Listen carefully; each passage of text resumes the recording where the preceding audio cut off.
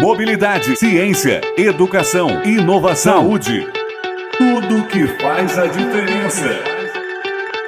Podcast Isso que Importa. Olá, está começando pela Rádio Nova Onda FM mais um podcast Isso que Importa. Quero agradecer a você, amigo, a você, amiga que está com a gente, tanto no rádio quanto nas plataformas de áudio e vídeo da Nova Onda. E no programa de hoje, no podcast de hoje, no episódio de hoje, nós vamos conhecer mais de perto um rapaz que tem agitado a cidade de Mogi Guaçu nos últimos tempos. E agitado no bom sentido, o nome dele tem sido muito comentado. Mas a proposta do podcast de hoje é que a gente possa conhecer mesmo quem é José Luiz Nora Neto. 32 anos. Seja bem-vindo ao podcast Isso que Importa, Nora. Muito obrigado, Gil. Obrigado à Nova Onda, né, por essa oportunidade. Estou muito feliz de estar aqui com todos vocês nesse podcast tão importante, né? Eu já tinha ouvido falar em outras oportunidades, né? Realmente, estou aqui para falar o que importa. É isso que importa. Eu já falei o nome inteiro dele, né? José Luiz Nora Neto, muito conhecido como Doutor Nora. Doutor Nora, você poderia contar um pouquinho sobre as suas origens, onde você nasceu e cresceu? As pessoas iriam descobrir naturalmente pelo sotaque. Ainda tem um pouquinho do sotaque, é isso? Tem um pouquinho. De onde você é? Eu sou mineiro, sou da cidade de Pouso Alegre. Pouso Alegre, que pertinho. Sul de Minas, ali do lado de Borda da Mata. Ainda eu puxo Tesamarzinho, tem o Ai, né? Uhum. Eu sou mineiro, nasci em Pouso Alegre, Borda da Mata, né? Meus pais são mineiros. A minha mãe é paulista, mas quando eu nasci morava em Minas, né? Uhum. E meu pai é mineiro também. Minha família é praticamente aí 99% mineiro. Mas eu vim para Mogi Guaçu com 12 anos de idade. Sim. Com 12 anos eu vim para Mogi Guaçu. Você tem 32 mesmo, né? Tenho 32. 32 anos. Fazer 33 agora. Aí veio para Mogi Guaçu com 12 anos de idade? Com 12 anos. Por que a sua família veio de Pouso Alegre para Mogi Guaçu? Na verdade não foi minha família, fui eu. Você primeiro? Meus tios já moravam aqui. Sim. Meu tio, pastor Nicélio, aqui de Mogi Guaçu. Sim, conheço. E a pastora Ângela, são bem conhecidos, né? Uhum. Quero mandar até um abraço para eles. Eles já moravam aqui. Então, com 12 para 13 anos ali, eu tive um problema na minha adolescência, né? Eu cresci num lar muito conturbado, né? Meu pai era alcoólatra quando a gente era criança, né? Eu cresci num ambiente muito conturbado. Minha mãe também sofreu muito. E com 12 anos de idade, eu era uma criança já depressiva. Tinha uma depressão muito forte e cheio de traumas, né? Cheio de angústias. Uma criança que com 12 anos de idade já havia absorvido todos os problemas da família. Um lar destruído, né? Eu cuidava dos meus irmãos, eu vivenciei muita coisa, vi muita coisa.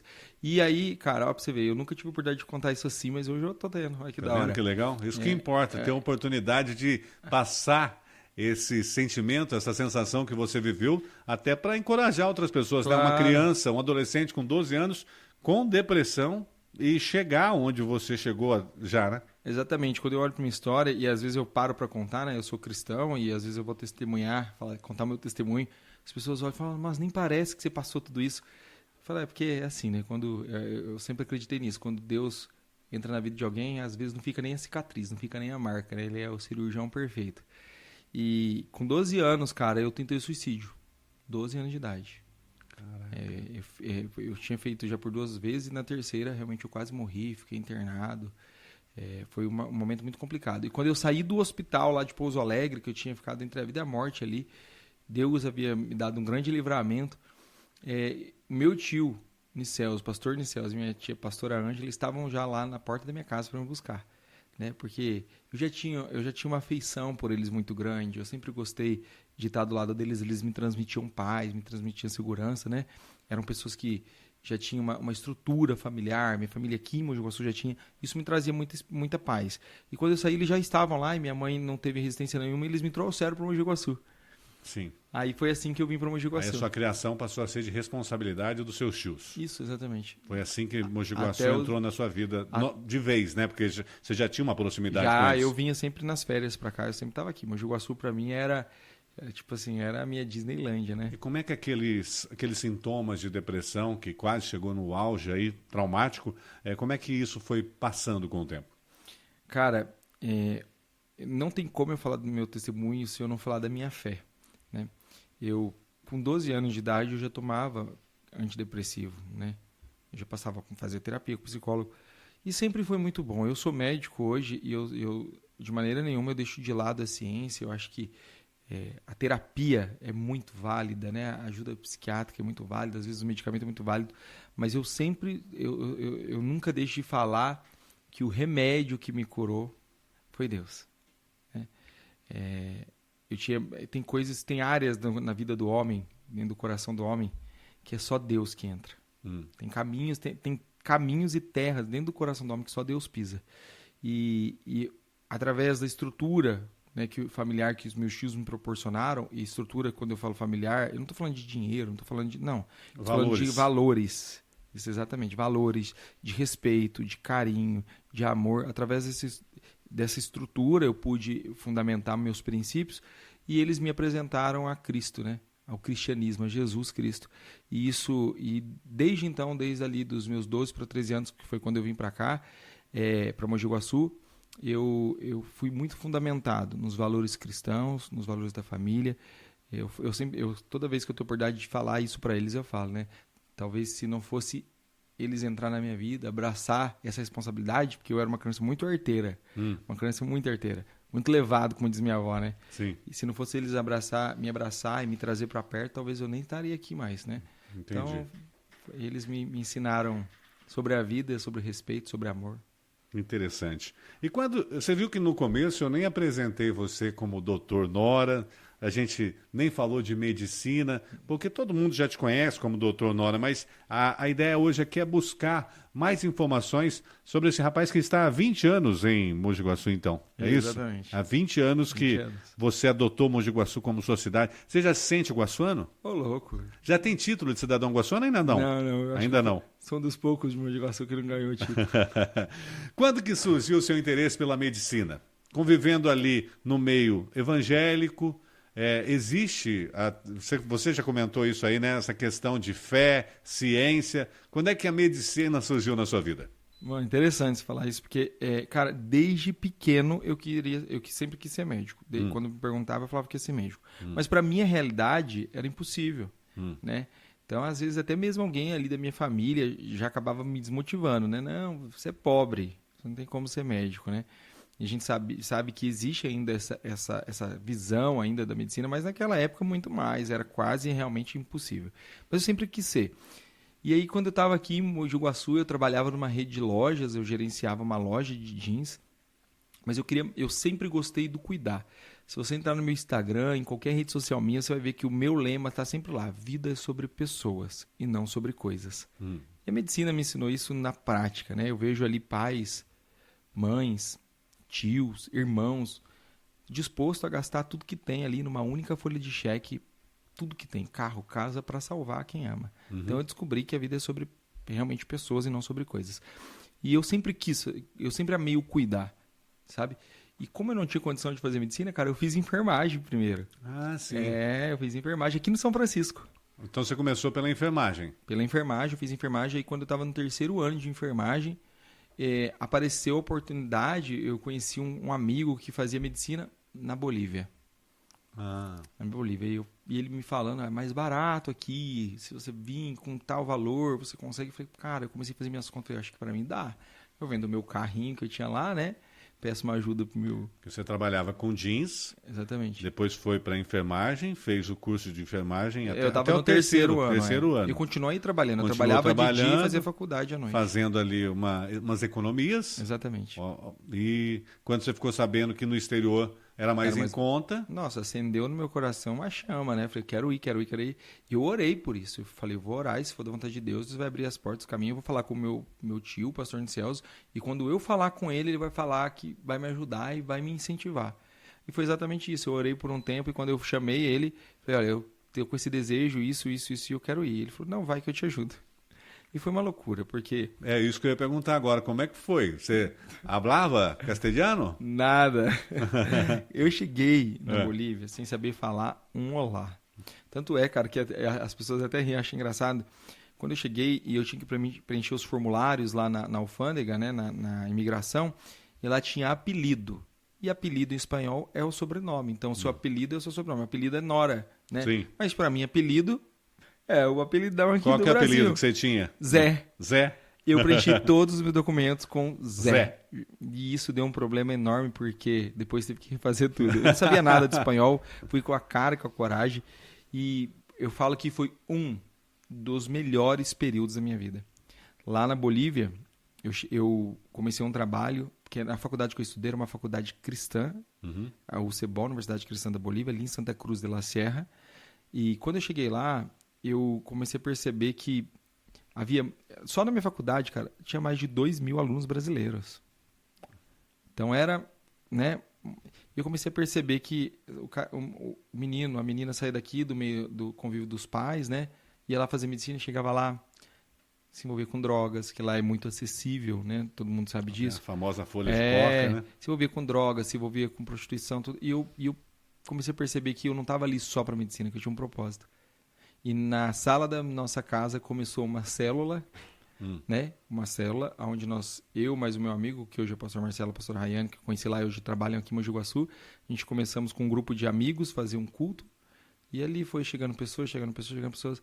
E hoje, cara, tenho orgulho de falar isso, hoje é a maior igreja brasileira ali de Santa Cruz de la Serra, é a nossa. Lá na Bolívia. Lá na Bolívia.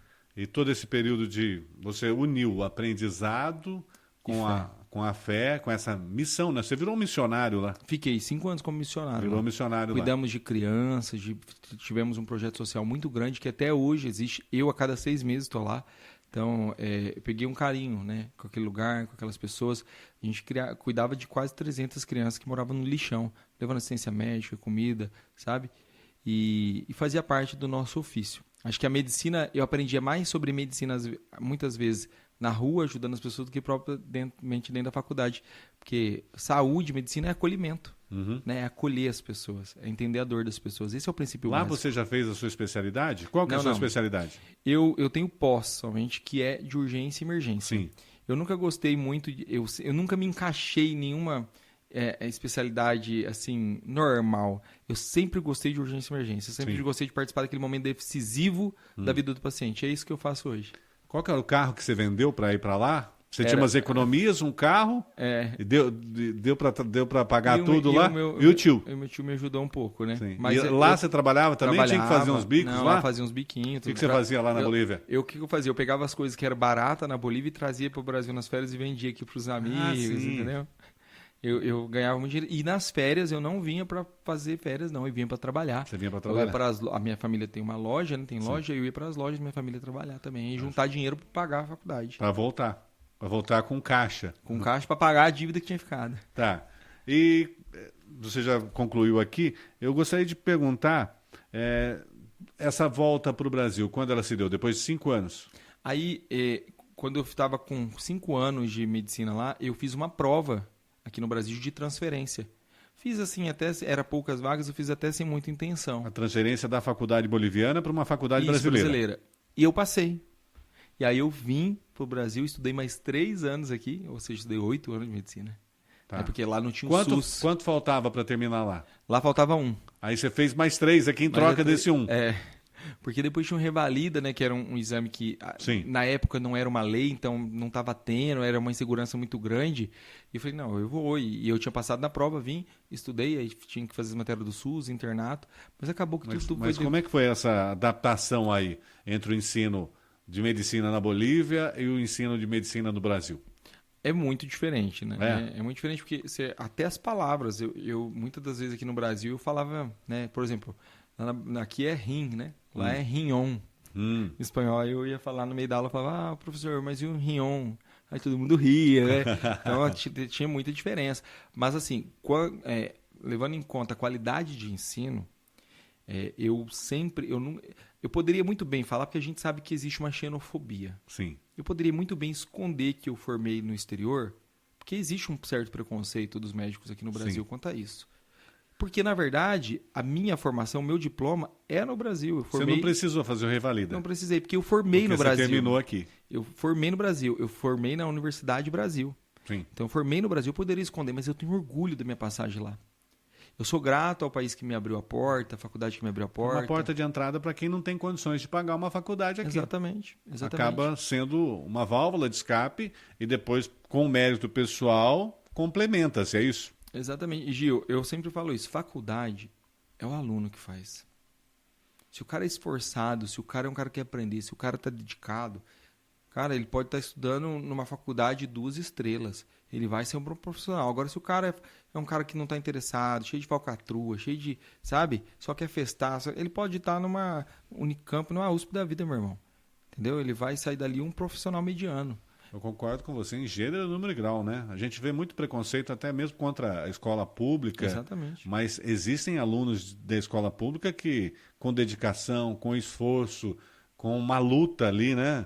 Muita gente que trabalha durante o dia, estuda à noite, muita gente que não tem uma família estruturada. Exatamente. E que consegue alçar voos ali partindo da escola pública, né? Exatamente. Depende muito mais da pessoa do que da escola em si. Exatamente. E se tratando do ofício da medicina, é muito mais, porque, como eu falei, a medicina não tem, hoje, quase 90%, e é uma estatística alta, das pessoas que ingressam na medicina, e eu falo isso com tristeza, porque eu amo medicina. Eu amo. Quase 90% que ingressa, ou ingressa por dinheiro, pensando que vai ficar rico, e é uma mentira. Tá bom, gente? O imposto e gasto é muito alto. Ou é por status, ou é porque o pai e a mãe é da área médica e né, encaminhou a pessoa ali. Mas medicina é um ofício de amor. Medicina é um ofício de acolhimento. Médicos que amam o que fazem, provavelmente terão muito mais sucesso do que o médico que está ali forçado fazendo aquilo ali por uma obrigação financeira. Entendeu? Então, assim, eu falo isso, não é um discursinho aqui de carochinha, não. Eu falo isso com propriedade, porque eu posso falar que antes de estudar medicina, e ganhando mais do que o que eu era gerente, eu ganhava mais do que um enfermeiro ganha, eu escolhi fazer enfermagem. Porque eu dizia, bom, se eu não posso ser médico, eu vou ser enfermeiro, então, porque mesmo eu vou, de certa maneira, participar desse processo de cura, proximidade com o paciente. Então, assim, para mim, medicina nunca foi apenas um meio de ganhar dinheiro.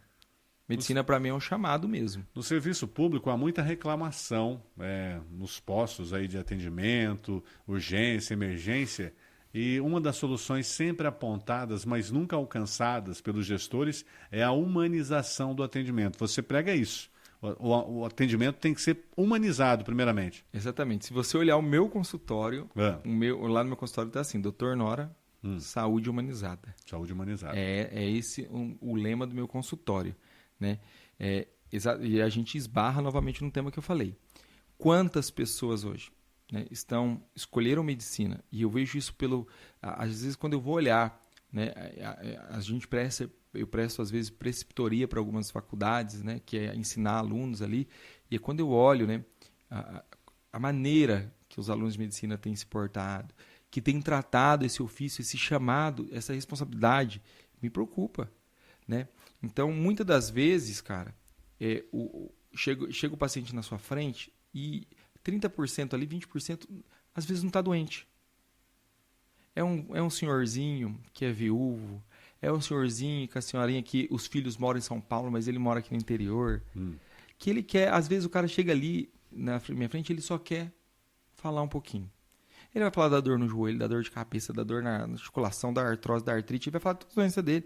E quando você ouve ele, trata ele com respeito, olha no olho dele, pega na mão dele, ele sai falando que você é o melhor médico do mundo. Você nem fez muita coisa. Porque, eu volto a dizer, medicina tem, óbvio, é técnico, é baseado em evidências, precisa estudar, precisa saber, né? Não dá para fazer embromation com a vida das pessoas, mas é muito mais ligado, né, a acolhimento, a respeito do que a qualquer outra coisa. Você é muito ligado à internet. Você me fez lembrar agora, não sei se você acompanha, já deve ter visto, um juiz do trabalho que faz um sucesso danado nas redes sociais. Ele faz umas audiências lá no norte e nordeste, lá um pessoal que esqueceu de se aposentar, e aí ele pergunta da vida, se era casado e tal, enfim, me fez lembrar. Esse juiz, ele trabalha nisso aí, nessa humanização do atendimento jurídico. Na hora de assinar ali a sentença, se vai aposentar ou não, ele quer saber. E consegue extrair da pessoa, se uma pessoa está ali preparada para mentir, acaba quebrando a pessoa, né? Exatamente. Parabéns mesmo. Obrigado. Quais foram as suas experiências profissionais ali logo após concluir o curso de medicina? Bom, eu formei no olho do furacão, no Covid. Nossa. Né? Quando eu formei... É um desafio atrás do outro, né? Nossa, eu formei, eu já fui para dentro de UTI, né? Eu fui para dentro realmente do olho do furacão. E na época que estavam morrendo muitas pessoas idosas, né? Então os homens, as mulheres mais velhas, os médicos mais velhos experientes se afastaram, outros morreram. Muita gente se afastou por conta porque estavam receosos, tinham filho. E aí tava aquela falta de médico, né? Mas eu tenho um defeito ou uma qualidade, aí a gente olha pela perspectiva que quiser. Eu nunca tive medo. Eu sempre tive muita coragem. E às vezes o defeito que coragem demais tem que tomar cuidado. Né? Mas eu falei, não, se Deus permitiu eu formar nessa época, porque Ele tem um propósito comigo nisso aqui. Eu peguei o Covid na época, eu cheguei a ficar muito ruim, né? Ter que usar máscara de oxigênio e tudo mais. Achei que ia ser entubado, inclusive. Perdi amigos, sabe? Mas foi um período que a gente deixou toda a nossa vaidade de lado, sabe? Todo eu. Acho que o Covid ensinou muito, muito, muito, muito para a humanidade. Né? Não tinha gente rica, nem pobre, nem bonito, nem feio, nem poderoso, nem nada. Era todo mundo dependendo exclusivamente. Nós estamos falando de 4 anos atrás, né? Olha para você ver. Foi ontem. Quem imaginou, Gil, que nós ia passar aquilo lá? Eu estava olhando fotos esses dias no meu celular antigo que eu tenho.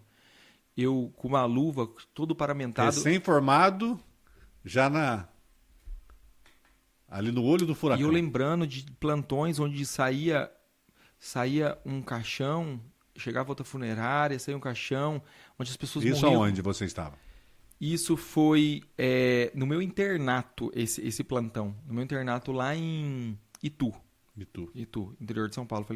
Eu lembro desse plantão onde, sabe, aquele caos, muita gente morrendo. Eu olhei e falei, gente, será que isso um dia vai passar? Porque a gente não imaginava, né?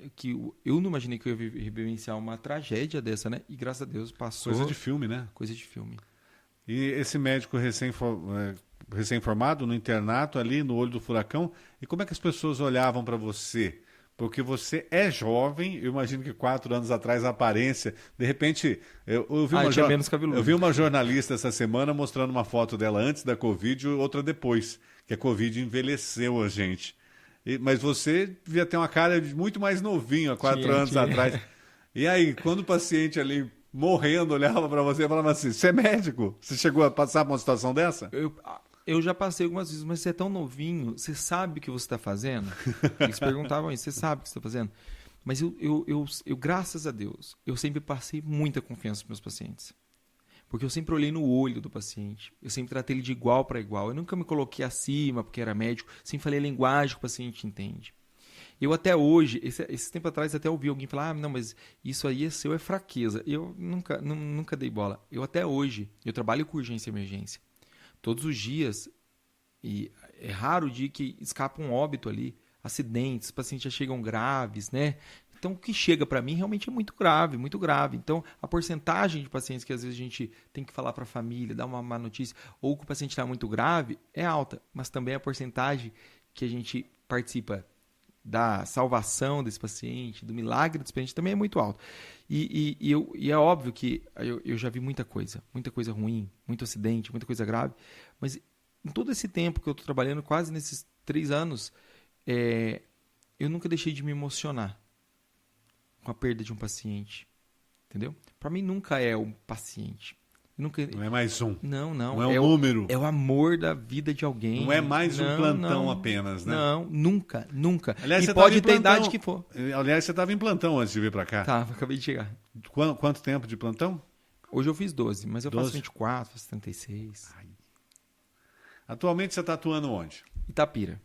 No Só Hospital Municipal de Itapira. Só em Itapira. Mas você já atuou em outros hospitais? Já aqui em Mogi Guaçu, Santa Casa. Aqui na Santa Casa eu atuei por um tempo. No Hospital Municipal eu fui coordenador do pronto-socorro também por um tempo. Como é que foi essa passagem como coordenador do pronto-socorro da cidade, da sua cidade, né? Porque há 20 anos em Mogi Guaçu já pode se considerar um guaçuano. Sim. Quando eu fui convidado, né, para ser coordenador do pronto-socorro do Hospital Tabajara Ramos, eu me senti honrado porque eu sempre quis fazer algo para Mogi Guaçu. Sempre quis retribuir.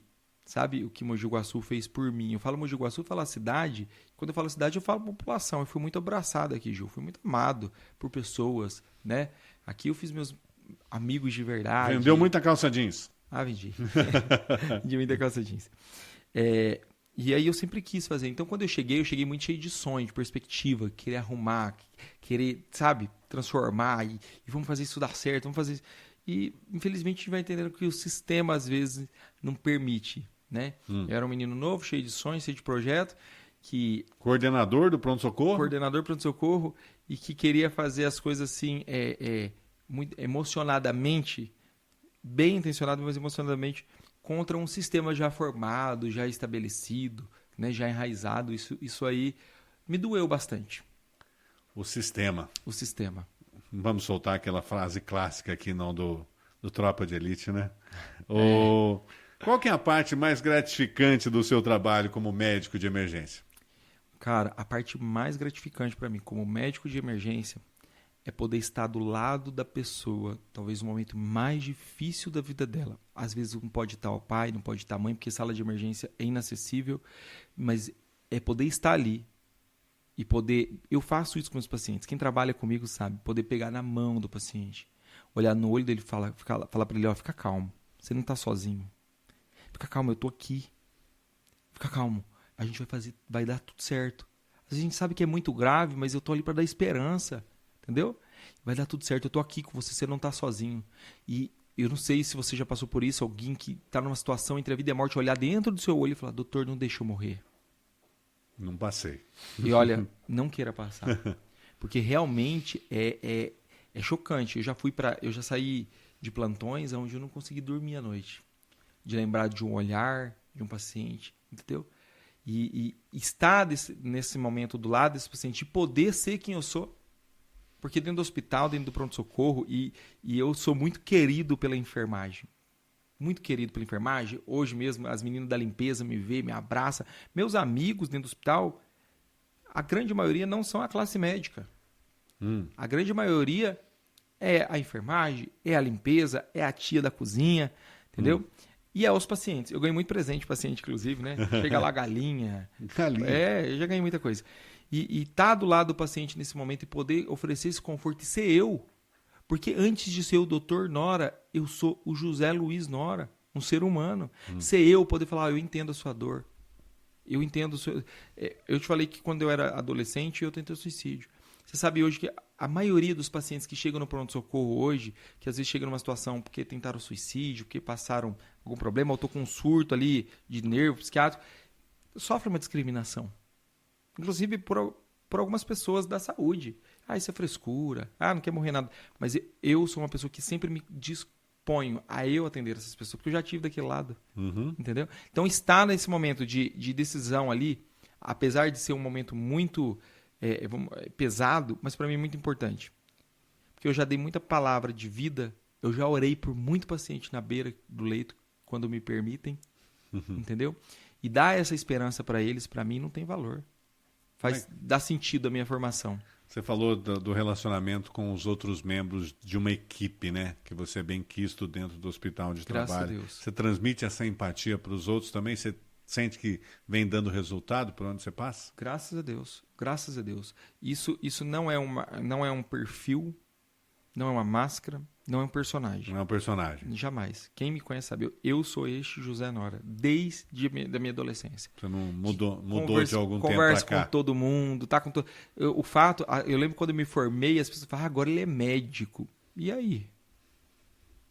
Hoje é o Brasil que usa médico assim. Lá fora, os melhores médicos lá na Bolívia, por exemplo, tem médico que opera criança dentro do útero da mãe, anda de micro, que é o ônibus popular. Então, nunca deixei essa vaidade tomar conta do meu coração. Eu sempre aprendi. Foi um sonho de criança mesmo, virar médico. Não era por causa de dinheiro. Não, jamais. Inclusive a gente faz um trabalho assistencial, né? Agora, por causa da situação política que a gente encontra, a gente não pode mais. Sim. Mas eu sempre fiz trabalho assistencial gratuito, né? Porque medicina é, para mim, um instrumento de cura e é um instrumento de abraço. A medicina ela tem que servir o acolhimento é a base da medicina. E quando eu falo medicina, eu não estou falando só de médico, viu? A gente está falando de enfermagem, que pratica medicina cura. Né? O enfermeiro, o técnico, muitas vezes passa mais tempo do lado do paciente do que o próprio médico. É o médico. E aí o médico, quando chega, vai perguntar para a enfermeira. Exatamente. Como é que esse paciente está, como é que ele evoluiu. Não dá para perguntar para o paciente que está ali acamado. Exatamente. É por isso... É um conjunto, né? É por isso que eu falo, só existe bons médicos em bons serviços. Não adianta eu ser excelente médico também não ter um bom serviço, uma boa equipe. O médico sozinho não faz nada. Se a faxineira parar, o médico para. Porque fica sujo, fica insalubre, não tem como fazer procedimento, fica contaminado. Verdade. Entendeu? Voltando lá atrás, você tem falado muito sobre isso, então eu me sinto à vontade para perguntar mais uma vez. Lá com 12 anos, em Pouso Alegre, quando você estava no auge da depressão, você se lembra do atendimento médico que foi dado a você lá? Lembro. Como é que foi? Se você quiser contar. Claro, sem problema nenhum. Hoje eu contei, inclusive, olha como que é as coisas. Hoje eu contei para um psicólogo lá do hospital. A gente teve um caso de um adolescente que tentou suicídio hoje, e aí o psicólogo deu atendimento e eu contei para ele. Eu me lembro que o médico que me atendeu, ele chegou para mim e eu estava num leito e ele abriu uma cortina. Tinha uma moça jovem entubada do outro lado. Ele falou, olha, tá vendo essa moça aqui? Ela tá lutando com a vida faz 2 dias já. E ela é muito grave. Mas ela tá lutando muito, muito, muito, muito com a vida.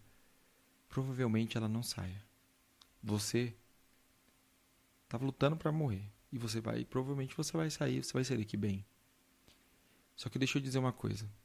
Eu nunca vou esquecer. Se você morrer hoje, amanhã, sua família toda vai estar chorando. Mês que vem, eles vão estar se lembrando de um mês de morte sua e vão estar chorando. Ano que vem, só sua mãe e seu pai vai estar chorando.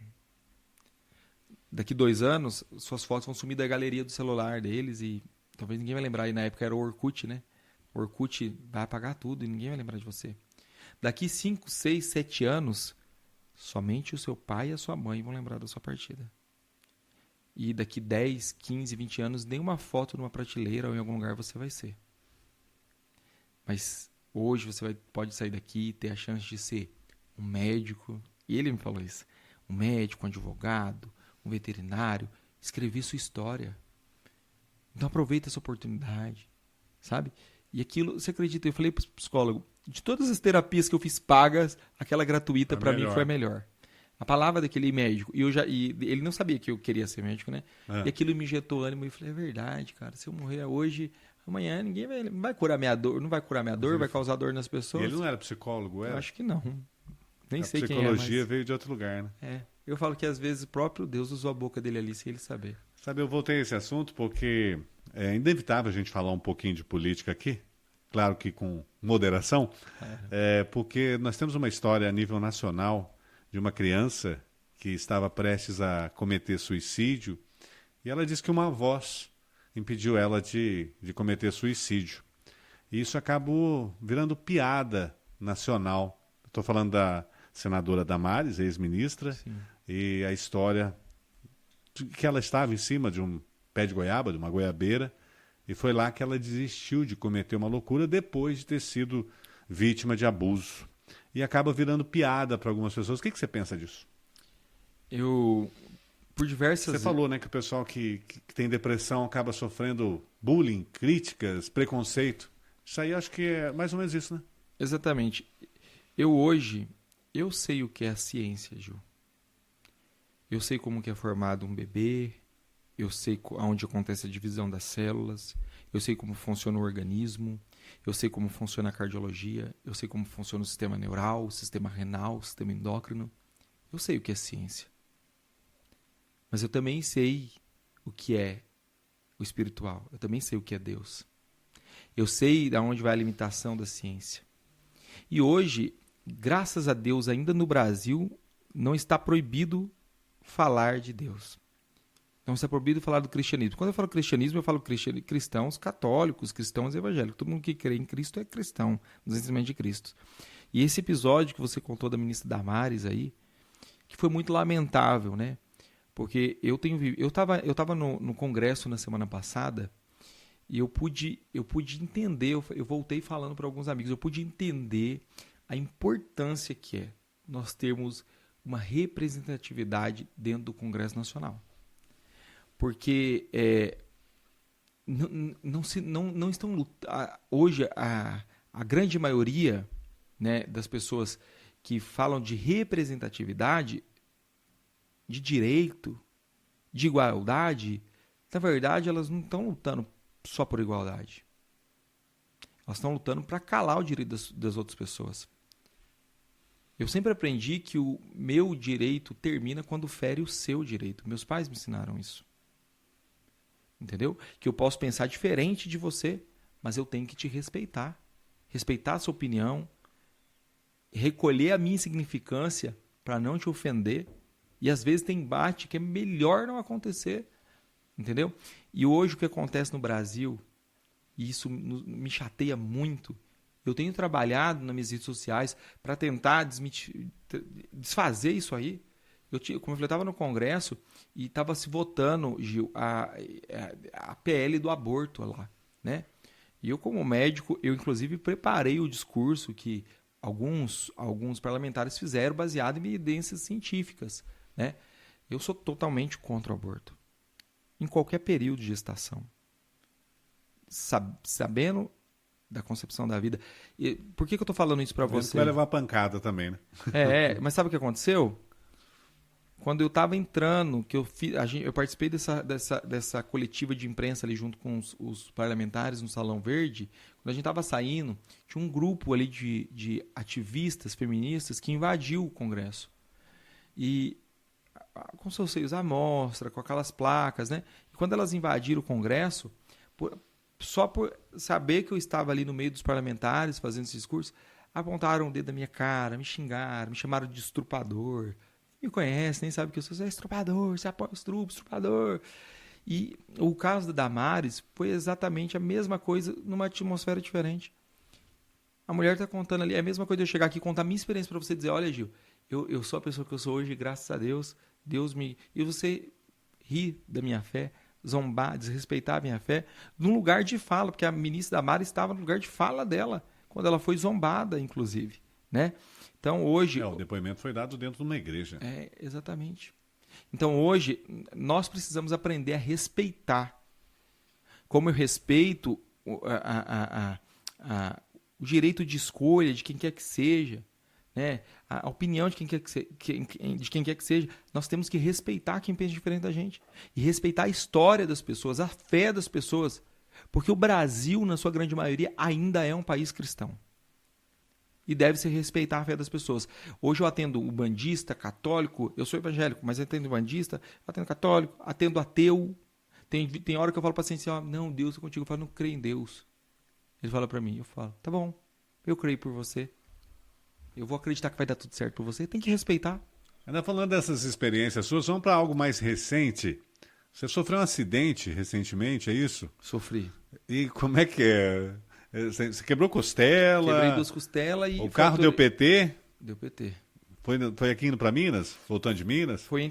Foi ali entre Bitura, de Minas e Andradas. Sim. Eu tinha ido para Minas, minha avó tinha falecido, né? E foi uma semana muito conturbada ali, a gente ficou muito triste, eu não dormi direito. E eu tenho um problemazinho cardíaco, eu tenho uma arritmia cardíaca, né? E eu, por estar naquela correria, velando a minha avó, dando suporte à minha mãe, eu não tomei minhas medicações corretamente também. Quando eu estava voltando ali, eu comecei a sentir um tremor, suar. E eu pensei assim, ali você conhece aquele pedacinho ali ou não? Conheço. Não tem acostamento ali, né? Falei assim, não tem nem estrada direito. Não tem nem estrada, é verdade, só buraco. E aí, quando comecei a passar mal, eu falei assim, no próximo posto eu vou parar. Não deu tempo. E eu lembro que eu só acordei com o bombeiro lá, né? E aquele tanto de gente em volta. Mas foi um grande livramento, meu irmão. Se eu olhar meu carro, as pessoas... Saiu notícias em Andradas aqui que eu tinha morrido, que eu estava entubado. Mas só foi as 2 costelinhas, uma fraturazinha na coluna. E já estou recuperado, estou bem, graças a Deus. Você chegou com o diagnóstico pronto já pro médico socorrista que te atendeu ou não? Olha, foi assim, foi surreal, porque eu esqueci que eu era médico. É? É. Eles estavam lá me socorrendo e ao todo tempo o pessoal queria saber se eu tinha machucado alguém. não sabia no que eu tinha batido, não sabia o que Foi tinha um caminhão, acontecido. né? Eu bati atrás de um caminhão, de um guincho. Na traseira de um caminhão. E eu não sabia, porque eu não lembrava, então eu não sabia que tinha... Eu só ficava perguntando a mesma coisa toda hora. Eu bati alguém, não sei o quê. E, cara, eu entrei na ambulância de SAMU, me tiraram, me colocaram no colar cervical, né, na prancha. Quando chegou no hospital de Andradas, o condutor falou, ó, mexe a cabeça, eu mexe os pés, ele falou, pode levantar e andando. E eu tava com o colar assim, ó, e eu levantei com o colar e foi uma batida de quase 100 km por hora. Um trauma grave. Eu levantei e fui andando. Tipo, falei, meu Deus, olha que loucura, porque não pode isso. Não pode andar. A primeira coisa é ficar quietinho. Mas eu acho que o choque, né? Eu falei, depois que eu fui perceber. Meio pancada da cabeça naquele momento. Teoricamente, pancada na cabeça naquele momento. Verdade. Para a audiência rotativa do rádio, nós estamos acompanhando aqui uma entrevista, conhecendo um pouco mais sobre o Dr. Nora. O Zé que veio de Pouso Alegre para Mogi Guaçu há 20 anos atrás, se formou médico e vamos agora para uma experiência mais recente. Recentemente você participou de ações humanitárias no Rio Grande do Sul. Você poderia compartilhar conosco também essa experiência? Posso. Quando eu vou falar sobre o que eu vivi lá no Rio Grande do Sul, cara, eu chego a me emocionar. Porque eu já participei, toda vez que acontece alguma coisa, eu sempre me coloco à disposição, porque eu realmente gosto. Quando aconteceu o deslizamento lá em São Sebastião, eu fui para lá, a gente foi para lá prestar ajuda, mas o que eu vivi no Rio Grande do Sul foi totalmente surreal. Porque eu nunca imaginei que os meus olhos contemplariam as cenas que eu contemplei. Eu saí daqui, né, basicamente sem rumo. Eu conheci uma ONG lá que estava, né, e o cara falou, não, Vênia, tá precisando de médico. Eu já havia me inscrito no programa do governo para ir, mas não me chamavam. E eu olhava, e foi logo na primeira semana, então eu olhava aquela catástrofe, aquele desastre, e gente, sabe? Eu falei, não, mas eu não posso esperar, eles me chamam, eu tenho que ir. E aí eu conversei com um cara lá e, não, vem, e eu falei, fui. Fui eu, peguei uma amiga aqui, mais um amigo e a gente foi. Quando ele chegou no Sul, a gente foi recebido muito bem. Mas, cara, tomou uma proporção. Então, eu fui para ficar 3 dias, eu fiquei 14 dias. Tomou uma proporção tão grande. Porque eu cheguei, eu levei medicamentos. Aqui, Mogi Guaçu participou diretamente dessa proporção, porque daqui foi enviada só para minha base lá mais de 6 carretas de suprimento e medicamento, que estava faltando muito. Para qual cidade você ficou? Aí eu vou chegar, não fiquei só numa cidade. Fica à vontade. Olha o que aconteceu, cara. Eu, junto com essa base, eu era o único médico que estava nessa base, que era em Viamão. Junto com uma equipe que tinha pegado uma associação lá e feito um centro de distribuição de mantimento, suprimento. Teve uma área muito devastada ali em Porto Alegre, muito devastada, onde as pontes ali davam direto na água, a região central, coisa de filme. Se você olhar no meu Instagram, você vai ver as lojas debaixo da água e muita gente ainda sendo retirada. Eu montei uma base médica lá, a primeira. Montamos uma base na ponte, onde nós servimos de apoio, inclusive, para a Polícia Civil. Eu fui fazer socorros com a Polícia Civil, no bairro da Polícia Civil, e, de repente, quando eu me vi, eu estava dentro das aeronaves da Força Aérea, da Polícia Militar, foi a que eu mais usei, e da Polícia Civil também, das aeronaves das polícias e das forças, né, militares, fazendo socorro de pacientes que estavam ilhados em outros lugares inacessíveis. Eu tive a experiência de chegar em cidades que a gente foi o primeiro socorro a chegar, Gil. A primeira ajuda. Quando a gente chegou, que pousou o helicóptero, a gente aplaudido, descendo, sabe? E aquilo me emocionava demais, cara, porque fazia sentido pra mim, sabe? Tanto é que a minha família falava, você não vai vir embora? Porque eu precisava trabalhar, pagar minhas contas, né? Médico não tem... Eu sou PJ, então se eu não trabalho, eu não ganho. Você é PJ lá em Itapira. E se eu não trabalhasse, eu não ganhava. Mas eu estava tão envolvido com aquilo, que aquilo ali para mim era tudo. Parecia que o meu sentido da minha vida estava ali. Então eu saía de casa às 6 horas da manhã para ir para a base da polícia ou para dentro da água. Eu fiquei quase os dias dentro da água, com aquelas roupas de neoprene, sabe? Ajudando, socorrendo animal, gente. E a vida para mim só tinha sentido ali. 6 da manhã, chegava 9, 10 da noite. Quais as situações que você encontrava nesses socorros? Cara, muita coisa. Primeiro, as famílias que tiveram suas casas totalmente devastadas, mas eram sobrado, uma casa mais alta, elas não queriam sair da casa. Né? Então, elas ficavam ali no segundo andar, então a gente ia levar suprimento, a gente levou muito medicamento para as pessoas ali que estavam sem suas medicações, perderam tudo, então a gente levava os medicamentos de uso contínuo. De socorro, eu inclusive transferi um paciente gravíssimo que foi entubado na aeronave, sabe? Eu entubei ele na aeronave, a gente teve que levar gravíssimo também, socorro de pessoas extremamente graves, né? Vítimas dessa catástrofe, de tudo. E um dos serviços que eu achei que eu não imaginava que ia virar para nós, que ia ser uma referência para nós, mas aconteceu espontaneamente, foi que nós acabamos virando ali no estado uma referência. Eu recebi a ligação durante o dia de vários secretários da saúde. Você é o doutor Nora, lá de São Paulo? Eu consegui o seu número, alguém falou no meu Instagram, não sei o quê. Eu preciso desse medicamento aqui na minha cidade e não consegue chegar. Eu falava com a polícia, nós pegávamos, lotava nossas caixas e levava os medicamentos. Nós abastecemos mais de 6 secretarias da saúde, que ninguém havia chegado, nem o governo. Eldorado, Triunfo, Canoas, São Jerônimo e por aí vai. Todas as cidades, nós abastecemos as secretarias de saúde com suprimento, atendimento médico. Eu ficava, às vezes, atendendo ali durante o dia crianças. Tem um lugar lá em Porto Alegre, cara, que é um viaduto que parecia a cena de The Walking Dead. Então, inundou as casas, as famílias correram para os viadutos, porque foi muito rápido. E elas montaram os acampamentos, aquelas tendas, sabe, tipo cigano, ali. Então, os carros tudo parado ali, dias ali, e elas num viaduto morando ali. Quando eu cheguei lá, inclusive eu saí na imprensa de Porto Alegre diversas vezes. Quando eu cheguei lá, a gente montou um hospital lá também, que era muita gente, eram umas 200 pessoas morando ali. Crianças com pneumonia, crianças com virose, leptospirose, a gente tratou. Eu distribuí mais de 5.000 comprimidos do tratamento da leptospirose. Entendeu? Então, assim, o que eu vivi ali não tem explicação. Tanto é que eu fiz amizades, até hoje eu tenho esse vínculo, a gente conversa muito, eu converso muito com meus amigos lá, o Cris, o pessoal da associação. O que eu vivi ali foi muito grande, entendeu? Eu recebi ligação de deputados, que eu nem sabia que existia, mas eles já sabiam que existia, né? Deputados me ligavam, olha, doutor, obrigado pelo que você está fazendo para o Rio Grande do Sul. E para mim, aquilo ali, para mim era um privilégio, eu não me sentia, nossa, eu estou fazendo. Não, eu falava, que privilégio que Deus está me dando de poder usar a minha formação para ser o alívio dessas pessoas, para ser, nesse momento que eles precisam tanto, ajudar em alguma coisa. Uma criancinha que eu escutava o pulmão dela lá e dava um antibiótico, para mim já era uau, eu fiz muito, mas foi gigante. Como é que era o dia a dia lá? Onde que dormia ou não dormia? Onde que comia?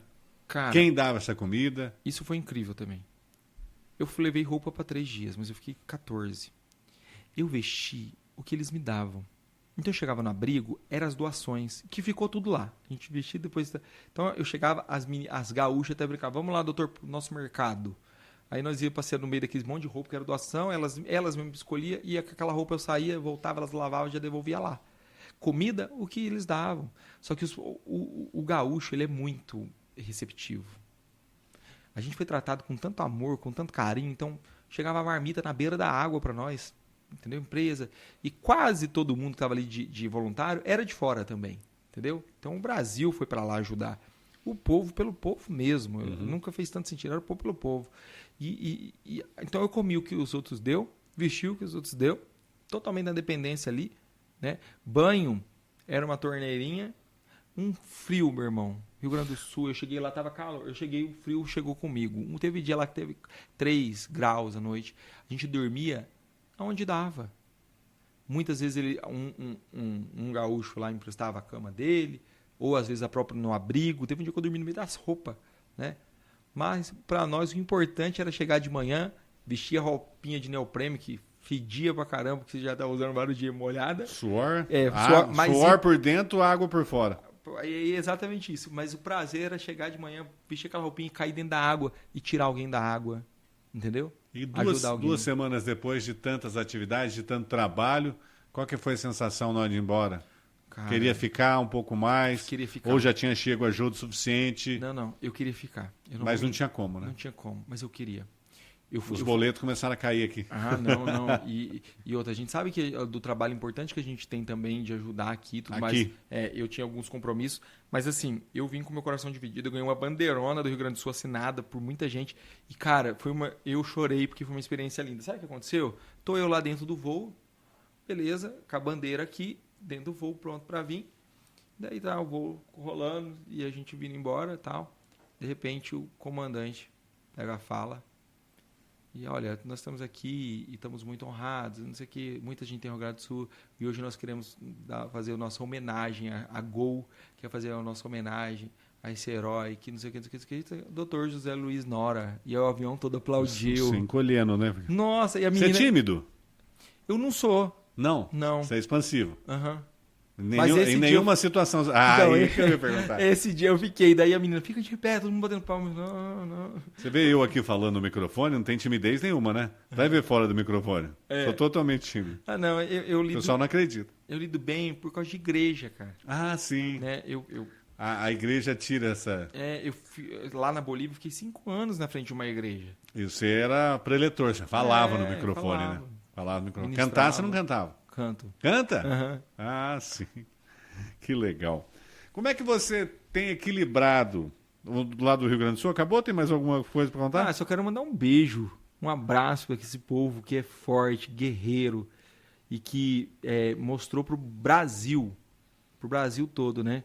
Que não importa a tempestade que bate sobre o barquinho, importa a gente estar de mão dada, unido. E parabéns ao Brasil também, que muita gente boa que ainda existe no nosso país esteve lá. Então quero mandar um abraço para o Rio Grande do Sul, para todos os amigos que eu fiz lá, para todo mundo, né? Foi incrível assim. E eu tenho gratidão e me sinto privilegiado de ter participado desse momento e vou voltar. Já falei para eles que eu vou voltar. Em melhores condições, numa situação melhor lá. Para comer o churrasco, Gaúcho, porque... Não deu para comer churrasco essas 2 semanas lá. Então eu vou voltar para comer churrasco. Churrasco tipicamente e originalmente gaúcho, né? Inclusive, eu fiquei muito honrado que o governador do estado de São Paulo, Tarcísio, eu estava lá quando chegou as bombas de drenagem, as primeiras, foi muito emocionante. As bombas emprestadas para Isso, foi lindo, o pessoal chorou e eu fiquei muito orgulhoso de ser do estado de São Paulo. Fiquei muito orgulhoso. Falei, nossa... Que orgulho, nosso estado. Foi muito bonito. E o governador, eu encontrei ele em Campinas, num encontro, e o governador veio e... Óbvio, eu me senti honrado. Primeiro que eu sou fã do Tarcísio, tá? Uhum. Sou fã do Tarcísio. Depois que eu me senti honrado, o governador do estado de São Paulo vir me agradecer nominalmente pelo trabalho no Rio Grande do Sul. Eu fiquei muito honrado. Parabéns, merece realmente todo agradecimento e honra a todos os nossos paulistas. E também os mineiros, né? Já que você ainda tem... a sua certidão de nascimento é de Minas. Como é que você tem equilibrado ultimamente as suas demandas na sua carreira, tudo aquilo que vem acontecendo, com o convívio familiar, com a igreja? Como é que tem sido isso? Como é que você consegue administrar um dia que só tem 24 horas? Olha, alguns amigos mais próximos, tem aqui meu amigo, alguns amigos que estão ali fora, eles alguns chegam até a me perguntar, cara, você não dorme? Porque realmente, cara, o dia pra mim tinha que ter umas 48 horas, um dia. Cada dia? Cada dia. Porque assim, eu acordo todos os dias 5h30, 6 horas da manhã, né? E 7 horas eu tô no hospital. E eu saio, eu vou cumprir minhas agendas, reuniões. E os 7 dias da semana, eu estou com compromisso. Eu não tenho um dia que eu falo, é um dia que eu tiro pra mim. Não, mas pra mim não é pesaroso, não. Tô falando isso com pesar. Eu amo. Eu amo estar na rua, eu amo estar nos lugares, eu amo estar com meus amigos. E eu sempre acho que dá pra encaixar mais um compromissozinho ali, sabe? Eu sempre acho que dá pra encaixar. Então, assim, é uma loucura, mas não é pesado. Pra mim não tem sido pesado. Não? Não. Tranquilo? Tranquilão. Vai ganhando mais força conforme a carga vai aumentando, é isso? Cara, eu acho que eu tenho que aproveitar, né? Aproveitar que eu sou jovem ainda, vitalidade, né? Tá já surgindo aqui, ó, esse cabelinho branco aqui. Mas eu acho que eu dormi nas minhas 6 horinhas por noite ali já é o suficiente. Dá pra dormir 6 horas ainda. Tão tranquilo. Dá. 6 horas dá pra dormir tranquilo. Essa noite eu dormi só 3. Mas dá. Doutor Nora, o que você considera ser o legado mais importante que um médico pode deixar? O legado mais importante? Sim. Sem sombra de dúvida, empatia. É aquilo que eu tô falando desde o começo. Eu sou um médico incompleto se eu não for o médico empata. Eu sou médico incompleto se eu não conseguir sentir a dor do outro. E muitas das vezes, essa dor não é física. Muitas das vezes. Como eu falei para o senhor no começo. Então, o maior legado que o médico pode carregar com ele ser empata. Ele sentir a dor do outro, se colocar na dor do outro. Não olhar ninguém por cima. Nós temos visto, e o senhor falou isso claramente, sobre como as pessoas têm estado insatisfeitas com o sistema de saúde. Você chega lá, senta na frente do médico, nem olha na sua cara. Virose, hein? Rabisca, que vai lá. Não é assim? Toma esse medicamento. Virou até meme, né? Todo mundo fala que é virose, por isso que eu coloquei. O senhor sabe que esses dias eu fui passar no médico, numa outra cidade que eu estava, onde eu passei um pouco mal, e não me apresentei como médico. Eu não me apresento onde eu chego como médico. Eu fiquei ali, aguardei o atendimento, aí eu entrei e eu tenho uma gastrite, né? É óbvio, essa vida nossa não tem como escapar. Eu tava com muita dor de estômago, muita dor, e ele não olhou na minha cara, não me deu uma boa noite, não me deu um bom dia, né? Não falou comigo. E aí ele pegou e não olhou e aí foi lá e me entregou. Vai lá, tomar essa injeção. Aí eu peguei e falei, mas isso aqui não funciona pra mim. Na verdade, nem serve pra dor que eu tô. Preciso tomar um omeprazol na veia, que só isso vai ajudar. Já me conheço. Ah, mas você é da saúde? Eu sou médico. Ah, você é médico?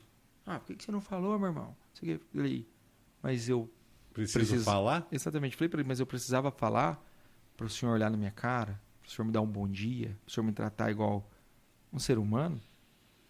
E ele ficou totalmente sem graça, sabe? E, óbvio, eu não maltratei ele, peguei, ele pôs lá a medicação, eu fui lá e tomei.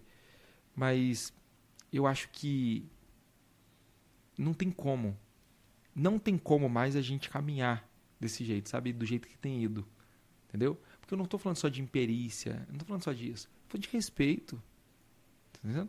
Falando de respeitar quem está do outro lado. Isso cabe em qualquer lugar. Eu vim hoje aqui a seu convite, entendeu? Eu tenho que respeitar o senhor. Se o senhor me der uma regra que, Nora, você não pode falar sobre isso. Eu não posso chegar aqui e achar que eu sou dono do programa. Entendeu? Então, hoje, o que o médico precisa, além do conhecimento que precisa ter, além de toda a técnica, medicina é baseada em evidência, precisa ter, mas além de tudo isso, ele precisa ter empatia.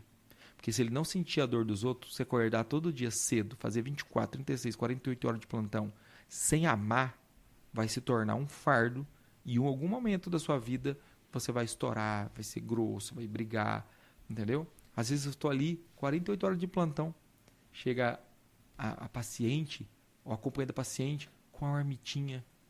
Quantas vezes? Com um pedacinho de bolo. Ô doutor, eu tô vendo aqui que o senhor não parou. Ó, eu fiz esse bolinho aqui, vai lá tomar um café. Eu tô vendo que o senhor... Cara, mano, é meu ofício. É o meu juramento. E eu volto a falar para o senhor. Nossa vida é uma bolha de sabão. Frágil. Nossa vida é sensível. Sensível. Esses dias eu atendi um caso que chamou muita atenção. Era o aniversário de 51 anos do cara. Ele juntou dinheiro 4 anos para comprar o Jeep Renegade dele, que era o sonho. No aniversário de 51 anos, ele comprou e estava indo buscar na concessionária. No caminho, ele teve um AVC hemorrágico. Ele veio para mim, chegou comigo. Chegou, foi entubado, muito grave, foi para UTI, ficou ali 3 dias e ele faleceu.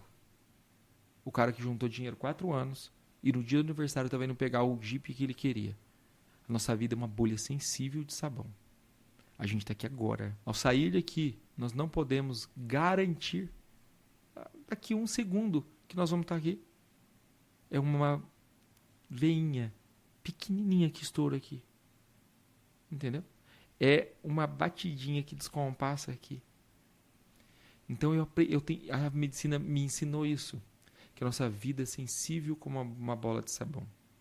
E quando chegar essa hora, sua influência, seu dinheiro, sua eloquência, seu conhecimento não tem poder nenhum. Mas a única coisa que importa é o que você deixou de legado. É quem você foi. É o que vão falar de você. A sua história. Isso fica. O que você deixou, isso fica. Seu dinheiro, seu carro, sua Porsche, né? isso aí é tudo perecível. Por isso que a Bíblia muito sabe dizer que sábio é o homem que acumula tesouros nos céus, porque lá a traça não corrói, o ferrugem não corrói, como aqui na terra, né? Então, a medicina me ensinou isso ao longo desses anos que eu estou aí, que nossa vida é sensível como uma bolha de sabão. E cada minuto importa. Por isso a vida é sobre pessoas e não sobre coisas. Conversei aqui com o Dr. Nora, José Luiz Nora Neto, mineirinho de Pouso Alegre, que há 20 anos está em Mogi Guaçu e tá por aí, né? Tá fazendo o seu trabalho, tá conversando com as pessoas. Espero ter novas oportunidades de conversar contigo. Um prazer. Obrigado pela oportunidade. Obrigado por me trazer nesse podcast que já é um podcast de respeito na cidade, né? Isso que importa. Isso que importa, o legado e a esperança.